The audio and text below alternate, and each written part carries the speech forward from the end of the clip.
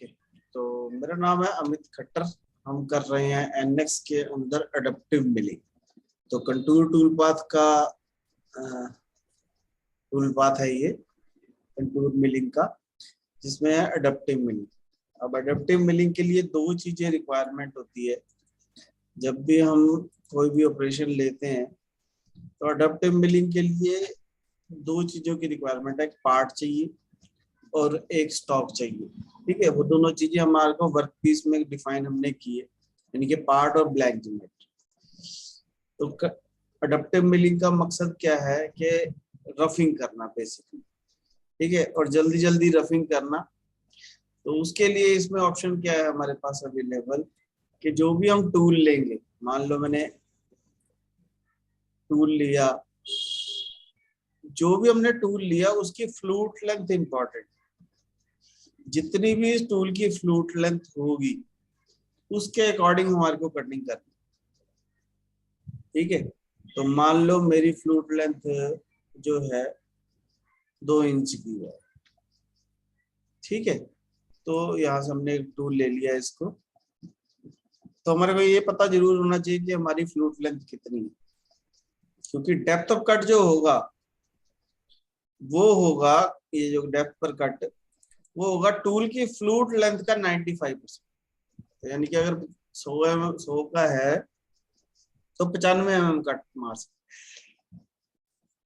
तो यानी कि हमारे को ये डिसाइड करना है कि हमारे को कितने कितने का कट लगना है। हम यहाँ पे इंचेस में भी कर सकते हैं, यहाँ पे लिख दो 10 mm, तो 10 mm का कट लगने लग जाएगा।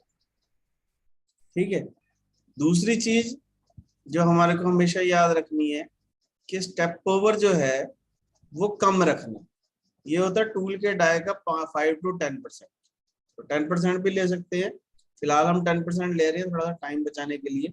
पर ये स्टेप ओवर जो है हमारे को कम लेना है हमेशा। जैसे रफिंग करते हुए हम 40 to 45% लेते होते थे स्टेप ओवर, इसमें हमारे को सिर्फ 5 से 10% तक लेना है। ठीक है, ताकि हमारा जो है पीलिंग हो, कटिंग जो है बहुत ही बारीक कटिंग हो, पीलिंग हो। अब जब डेप्थ ऑफ कट मैंने बढ़ा दी तो फ्लूट लेंथ जो है मैक्सिमम यूज होने लग जाएगा मशीन में। तो जब मशीन में मैक्सिमम फ्लूट लेंथ यूज होगा तो लोड ज्यादा ना पड़े, इस वजह से हमने स्टेप ओवर कम कर दिया। और फीड स्पीड जो है हम बढ़ा देंगे। नॉर्मली हम स्पिंडल का स्पीड रखते हैं 5000 6000, इसमें हम 12000 तक 15000 तक स्पिंडल स्पीड रख सकते हैं। उसके अकॉर्डिंग ही फीड स्पीड और सरफेस स्पीड भी सारी चीजें कैलकुलेट का बटन दबाएंगे तो बाकी चीजें अपने आप ओके करेंगे। यानी कि फीड स्पीड ज्यादा होनी चाहिए ताकि डेप्थ ऑफ कट ज्यादा हो सके, पर स्टेप ओवर कम होना चाहिए ताकि ज्यादा मोटा मोटा कट लगाना, पतला पतला कट लगे। ठीक है, मास्टर कैम में इसको डायनेमिक मिलिंग बोलते हैं, पावर मिल में इसको वर्टेक्स बोलते हैं, वर्टेक्स मिलिंग, और एनएक्स में इसको बोलते हैं एडेप्टिव मिलिंग। तो बहुत ही काम का टूल पाथ है रफिंग करने के। ठीक है, एंट्री कैसे होगी, टूल एक हेलिकल एंट्री की तरह आएगा और जितना मैक्सिमम सर्कुलर बना सकता, बनाने के बाद ये पील करता हुआ टूल पाथ चले। थोड़ा सा इंतजार करेंगे तो ये जनरेट, हमारा टूल पाथ जो है जनरेट कर देगा। इधर में वीडियो को लाइक कर देना है, चैनल को सब्सक्राइब कर लेना है, बेल आइकन दबा देना है।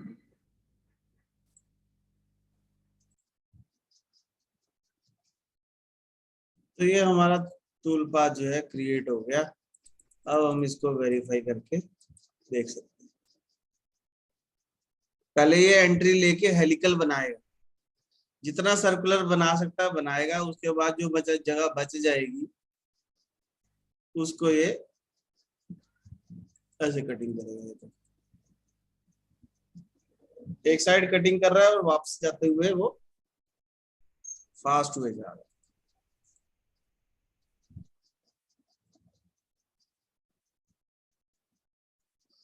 एडेप्टिव मिलिंग कहते हैं, क्योंकि हमारी फ्लूट लेंथ ज्यादा यूज हो रही है और क्योंकि हमारी फीड स्पीड ज्यादा है, तो approximately 5 to 10 time come time लगेगा, यानी कि एक नॉर्मल जॉब जो जिसको 20 मिनट लगते हैं बनाने में, उसको 2 से 3 मिनट लगते। ठीक है, तो ये बेनिफिट हो जाएगा एडाप्टिव मिलिंग का कि मशीनिंग टाइम कम हो जाएगा, टूल की लाइफ इंक्रीज हो जाएगी। क्यों? क्योंकि पहले हम 0.5 का कट लगा रहे थे, अब हम 10 mm का कट लगा रहे हैं, तो टूल की लाइफ जो है इंक्रीज हो जाएगी। तो इसलिए भी इस टूल पाथ का हम यूज करें। अडप्टिव मिलिंग टूल पाथ करते हैं इसको।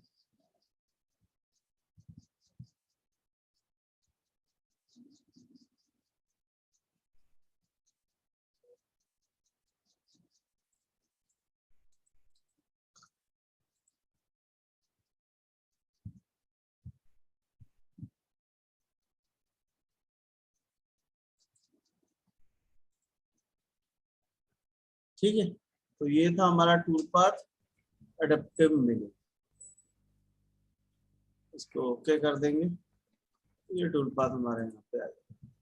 अब इसमें हमने मटेरियल कितना छोड़ना है वो एक इम्पॉर्टेंट चीज है। क्यों? क्योंकि हम कटिंग पैरामीटर में जाके यहाँ पे स्टॉक देंगे। मान लो मैंने दे दिया इसको 2 mm, तो ये सारी जगह पे 2-2 mm मटेरियल जो है कटिंग करते हैं।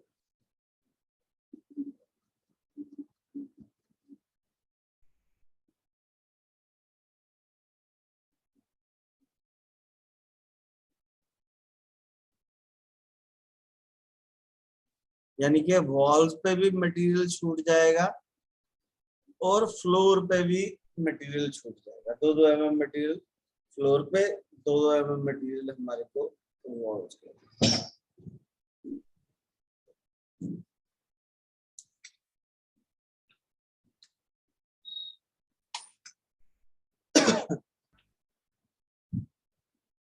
अब जो बचा हुआ मटेरियल है वो हम कटिंग करना चाहते हैं रेस्ट मशीन में। जो ये वाला टूल पाथ मटेरियल छोड़ देगा, क्योंकि ये टूल पाथ भी वर्क पीस के अकॉर्डिंग चल रहा है, तो इस वजह से जहां जहां ये टूल पाथ मटेरियल छोड़ देगा वहां वहां हम रेस्ट मिलिंग टूल पाथ के साथ काम कर सकते हैं। पर इसमें भी हमारे को पैरामीटर चेक करने पड़ेंगे। Containment,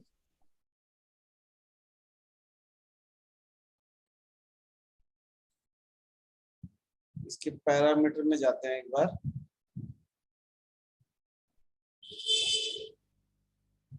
cutting parameter, cutting parameter में कंटेनमेंट में कर दो यहाँ पे यूज लेवल बेस्ड। अगर हम ये नहीं करेंगे तो हमारा रेस्ट मिलिंग का टूल पाथ बढ़िया तरीके से नहीं चलेगा। ठीक है, तो यूज लेवल बेस्ड करना जरूरी है। ओके, कुछ भी चेंज करेंगे अगर हम पैरामीटर में तो हम रीजनरेट का बटन जरूर दबाएं। कैलकुलेट,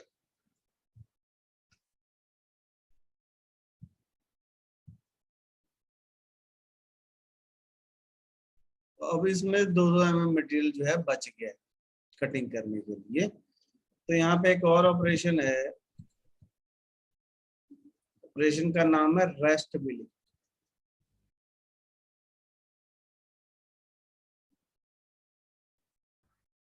रेस्ट मिलिंग में हम एक अलग टूल ले लेते हैं।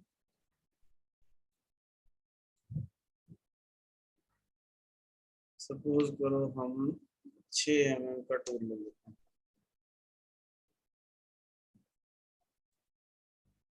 ठीक है,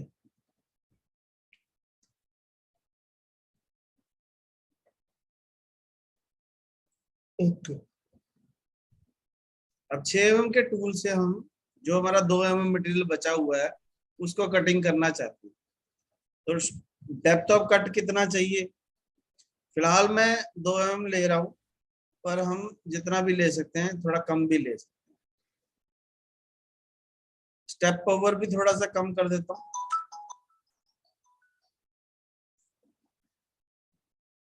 और जनरेट कर।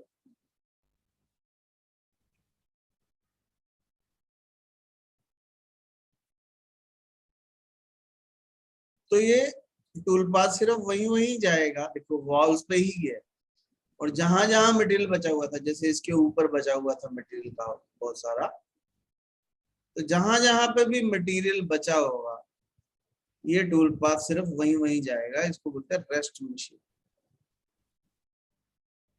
ओके,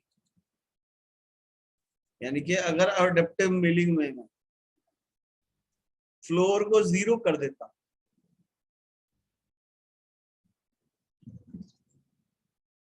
जो हमने स्टॉक छोड़ा फ्लोर में, फ्लोर का स्टॉक 0 कर दिया, साइडों का रहने। Okay, generate.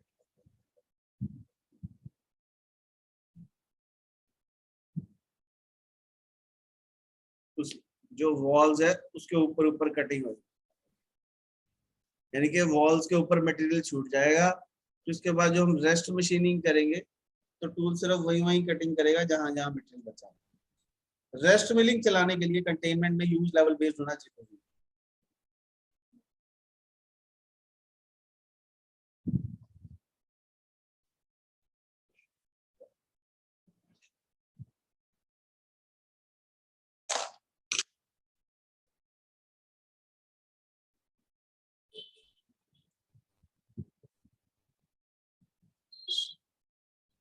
अब अगर हम इसको मॉडिफाई कर दिया हमने, ये देखो ये रेड क्रॉस लग, क्यों? क्योंकि इसको भी दोबारा से कैलकुलेट करने की जरूरत है। सिर्फ राइट क्लिक करके जनरेट दबा देंगे।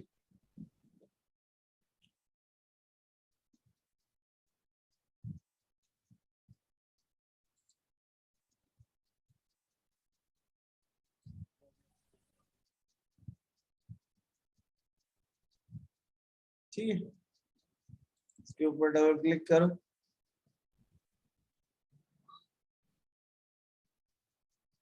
अब फॉलो पार्ट की जगह फॉलो पैराफ्री कर देंगे, ये सिर्फ प्रोफाइल कर देंगे तो उसके अकॉर्डिंग चलो।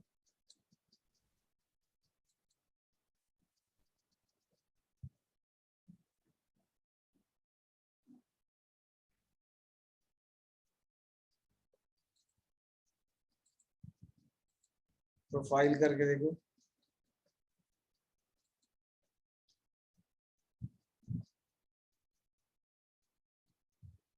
ठीक, अब जो है टूल पाथ जो है वो फ्लोर के ऊपर कटिंग नहीं है। अगर हम एडिशनल पासेस भी दे देते हैं, 2 एडिशनल पास दे, तो उसके साथ साथ 2 कट और लगने लगे।